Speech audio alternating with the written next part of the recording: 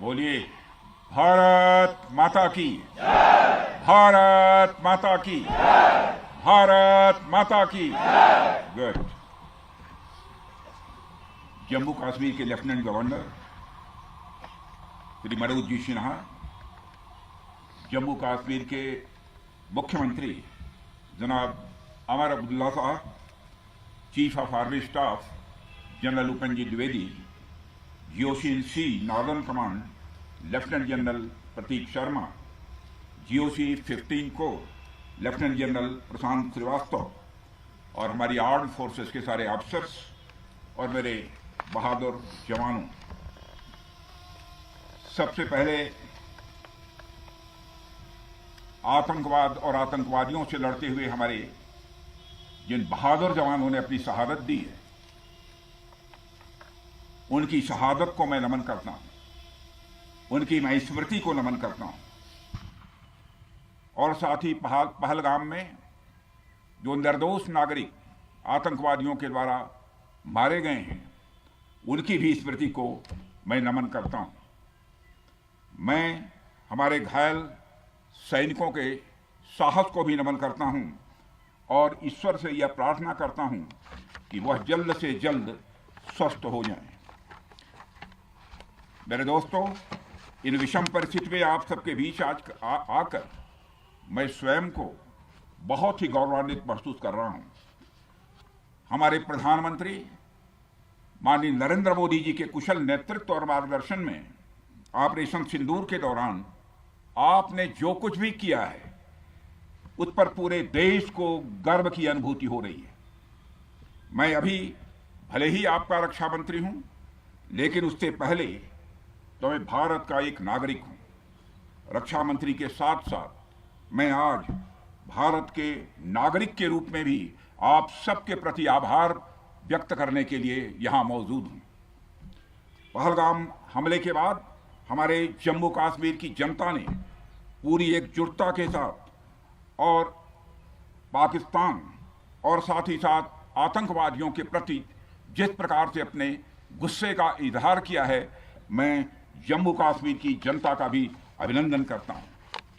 मेरे साथियों, आपकी उस ऊर्जा को महसूस करने आया हूं जिसने दुश्मनों को नष्ट नाबूद कर दिया है। आपने जिस तरीके से सीमा के उस पार पाकिस्तान की चौकियों और बंकरों को आपने ध्वस्त किया, दुश्मन मैं समझता हूं उसे कभी भूल नहीं सकता। आपने देखा होगा कि आमतौर पर लोग जोश में होश खो देते हैं, लेकिन आपने जोश भी रखा, होश भी रखा और सूझबूझ के साथ दुश्मनों के ठिकानों को आपने बर्बाद किया है। आज मैं यहां रक्षा मंत्री के साथ साथ एक मैसेंजर के रूप में भी आप सबके सामने मौजूद हूं। पूरे देश की शुभकामनाएं, उनकी प्रार्थनाएं और उनकी कृतज्ञता को लेकर आप सबके बीच यहां मैं मौजूद हूं। एक तरह से आप समझिए कि मैं एक डाकिया बनकर आपके बीच आया हूं और देशवासियों का संदेश लाया हूं। संदेश यह है कि हमें हमारी सेनाओं पर गर्व है। साथियों, ऑपरेशन सिंदूर सिर्फ एक ऑपरेशन का नाम भर नहीं है, बल्कि यह एक हमारी प्रतिबद्धता है, यह हमारा एक कमिटमेंट है। एक ऐसी प्रतिबद्धता जिसमें भारत ने दिखा दिया कि हम सिर्फ डिफेंस नहीं करते हैं, जब वक्त आता है तो हम कठोर निर्णय भी लेते हैं और कठोर कार्रवाई भी करते हैं। यह ऑपरेशन उस एक एक जवान की आंखों में देखा गया सपना था कि हर आतंकी ठिकाना, चाहे वह घाटियों में छुपा हो या बंकरों में दबा हो, हम वहां पहुंचेंगे और दुश्मन की छाती चीर कर हम उन आतंकी ठिकानों को खत्म करके ही हम वापस लौटेंगे। मेरे साथियों, ऑपरेशन सिंदूर आतंकवाद के खिलाफ भारत द्वारा चलाई गई अब तक के इतिहास की मैं मानता हूं यह सबसे बड़ी कार्रवाई है। 35-40 वर्षों से भारत सरहद पार से चलाए जा रही आतंकवाद का सामना कर रहा है। आज भारत ने पूरी दुनिया को यह साफ कर दिया है, यह स्पष्ट कर दिया है कि आतंकवाद के खिलाफ हम किसी भी हद तक जा सकते हैं। साथियों, आतंकवादियों ने पहलगाम में आतंकवादी घटना को अंजाम देकर भारत के मस्तक पर चोट पहुंचाने की कोशिश की है। भारत की सामाजिक एकता को तोड़ने का भी प्रयास किया गया है। उन्होंने भारत के माथे पर वार किया, हमने उनकी छाती पर वार किया है और छाती पर घाव किया है। पाकिस्तान के जख्मों का इलाज इसी बात में है कि वह भारत विरोधी और आतंकवादी संगठनों को पनाह देना बंद करे और अपनी जमीन का इस्तेमाल भारत के खिलाफ किसी भी सूरत में न होने दे। साथियों, आपको याद होगा कि लगभग 21 साल पहले स्वर्गीय अटल बिहारी वाजपेयी जी के सामने इसी पाकिस्तान ने इस्लामाबाद में डिक्लेरेशन किया था कि अब उनकी धरती से आतंकवाद एक्सपोर्ट नहीं किया जाएगा। मगर पाकिस्तान ने भारत को धोखा दिया है, पाकिस्तान ने भारत को छला है और आज भी वह धोखा दे रहा है। इसका खामियाजा अब उसको भारी कीमत करके भुगतना पड़ा है और यह कीमत, यदि आतंकवादी वारदातें चलती रही तो लगातार यह बढ़ने ही वाली है। हमारे प्रधानमंत्री श्री नरेंद्र मोदी जी ने दो टूक शब्दों में आतंकवाद के खिलाफ भारत की नीति को रीडिफाइन कर दिया है, इसे परिभाषित कर दिया है, जो यह कहती है कि हिंदुस्तान की सरजमी पर किया गया कोई भी आतंकी हमला एक एक्ट ऑफ वार माना जाएगा। दोनों देशों में जो अंडरस्टैंडिंग बनी है फिलहाल वह इसी बात को लेकर है कि सरहद पार से कोई बेजा हरकत अब नहीं की जाएगी। अगर की गई तो बात निकलेगी तो बहुत दूर तक जाएगी। साथ ही हमारे प्रधानमंत्री ने यह भी साफ कर दिया है, आतंक और बातचीत कदापि एक साथ नहीं चलेंगे और अगर बात होगी तो आतंकवाद पर होगी और पाक ऑक्युपाइड कश्मीर पर ही होगी।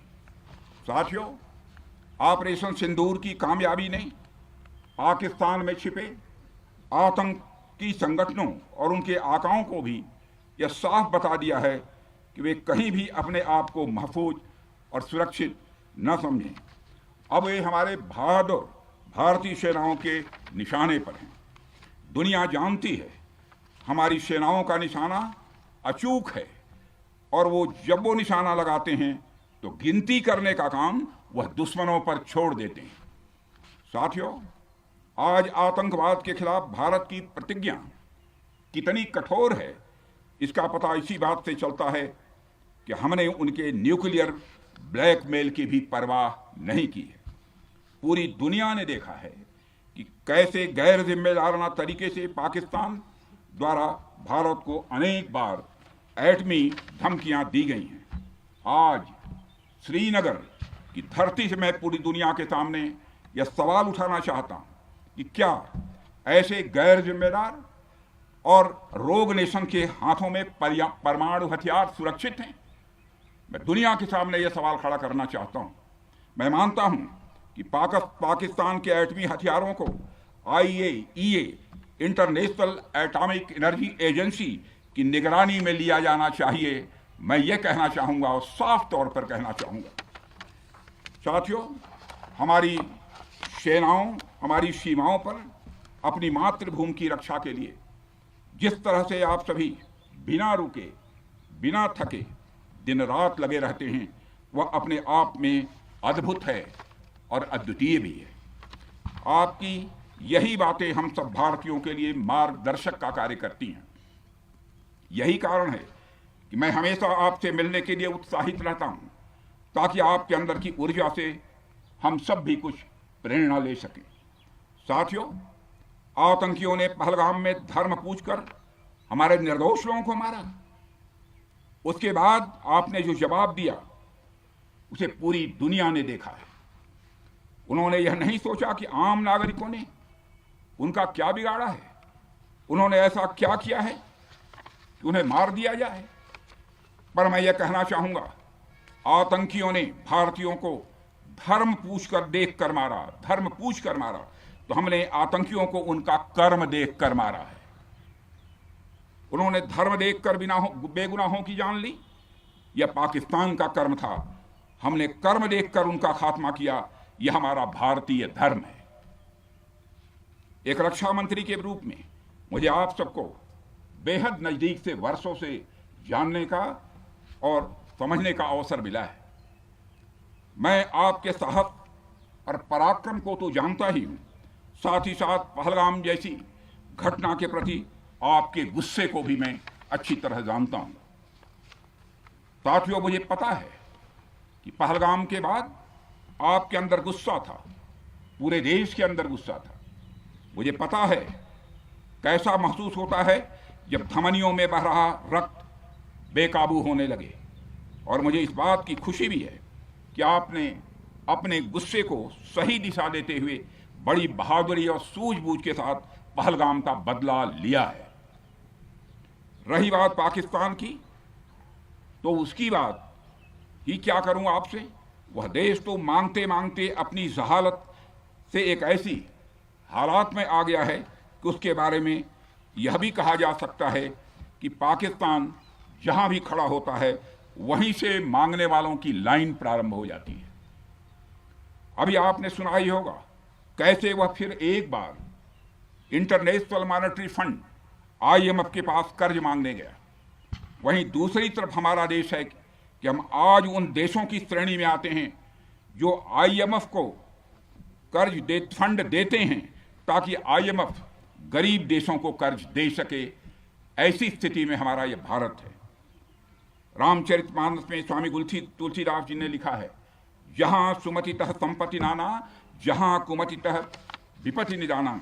यानी जहां सुमति होती है, अच्छी नीतियां होती हैं, वहां सुख और समृद्धि होती है, और जहां कुमति होती है, बुरी मति होती है, केवल दूसरों के हित की भावना होती है, वहां तरह तरह की विपत्तियां स्वाभाविक रूप से आती ही हैं। पाकिस्तान जिसका जीता जागता यह उदाहरण है। साथियों, भारत के बारे में पूरी दुनिया यह बात जानती है कि हमने हमेशा शांति को प्राथमिकता दी है। हम आमतौर पर युद्ध के समर्थक कभी नहीं रहे, लेकिन स्थितियां जब इतनी विकट हो जाएं, जब देश की संप्रभुता पर आक्रमण होने लगे, तो जवाब देना यह आवश्यक हो जाता है। राष्ट्रकवि रामधारी सिंह दिनकर जी की पंक्तियां आपके सामने रखना चाहूंगा। रुग्ण होना चाहता कोई नहीं, रुग्ण होना चाहता कोई नहीं, रोग लेकिन आ गया जब पास हो तिक्त औषधि, कड़वी औषधि। तिक्त औषधि के सिवा उपचार क्या, शमित होगा वह नहीं मिष्ठान्न से। यानी कोई बीमारी अगर लग जाए तो वह मिठाई से दूर नहीं होती है, उसके लिए कड़वी दवा ही काम करती है। इसलिए आतंकवाद जैसे रोग के लिए भी ऑपरेशन सिंदूर जैसी दवा की बड़ी जरूरत हो गई थी। साथियों, पूरे देश में हमारी सेनाओं को और हमारे सैनिकों को एक सम्मान की दृष्टि से देखा जाता है। एक सशक्त राष्ट्र वही होता है जो अपनी सेनाओं को सम्मान के साथ साथ आधुनिक हथियार और साजो सामान भी दे जिसकी उसे जरूरत है। मुझे गर्व है कि आज प्रधानमंत्री जी के नेतृत्व में सरकार हमारी सेनाओं के लिए यह सब सारा काम कर रही है। हमने यह सुनिश्चित किया है कि हमारी सेनाएं हर परिस्थिति के लिए तैयार रहें।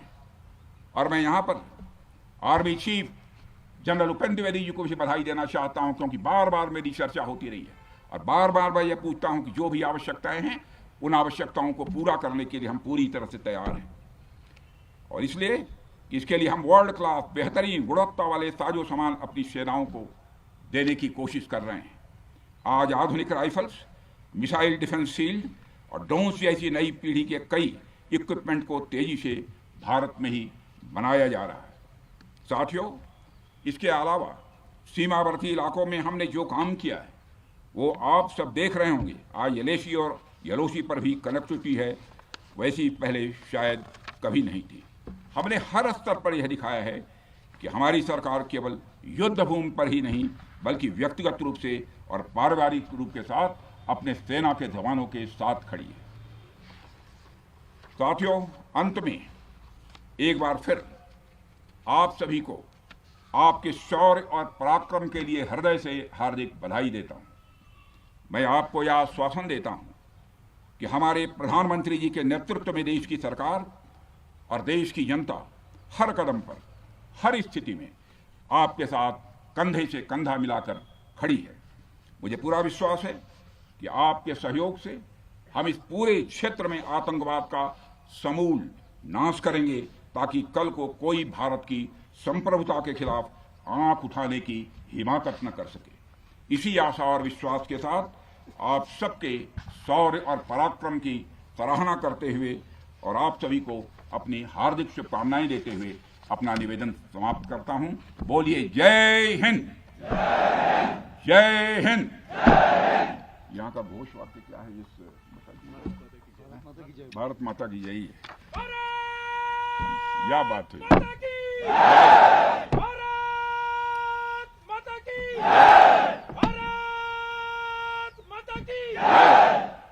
और अच्छे।